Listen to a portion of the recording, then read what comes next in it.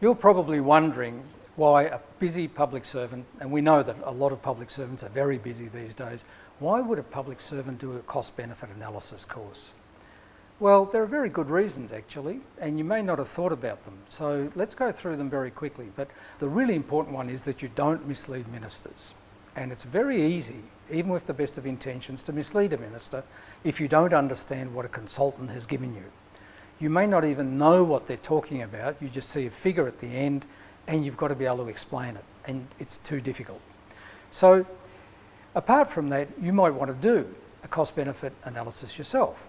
And that's really important too, because you can do it very quickly. You spare yourself the expense, waiting for a consultant, going through an RFT, all of that sort of stuff.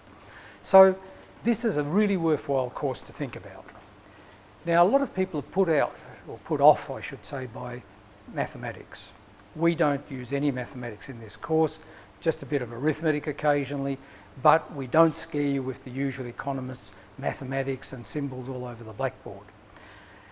It's a very easy to understand course, provided you have an open mind, provided you're willing to accept new concepts and new ideas. This is the course for you. Perhaps a couple of examples would be useful, because there are a lot of furphies in the public service. People actually misunderstand very basic parts of cost-benefit analysis, and we go through each of those just to make sure that you get a good overview. Now, in the first half day, we'll be doing discounting. If you ask a public servant, almost any public servant, what is discounting, they'll probably say to you, it's to allow for inflation. You adjust all your figures for inflation. Now, in fact, that couldn't be further from the truth.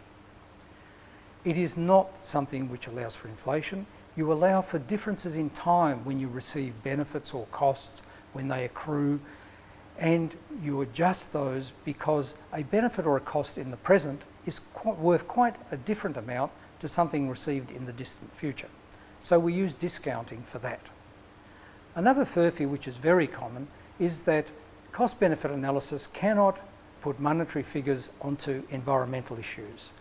And that's not true. There are specialised surveys, there are also a way of looking at observed data where you can actually put a very realistic monetary value onto a variable which is to do with the environment. But that raises the next issue, and that is variation. It's very difficult to do some of this stuff, so you need to allow for uncertainty when you're not really sure whether you've got the right answer or whether there's a very wide spread in possible answers. And cost-benefit analysis, despite some people's misconceptions, handles that very easily through techniques, things like decision trees or Monte Carlo analysis, and all of that can be done very easily. And that's what we'll be doing in this course, so that you can walk away confident that you can either supervise a consultant or do a very simple cost-benefit analysis yourself.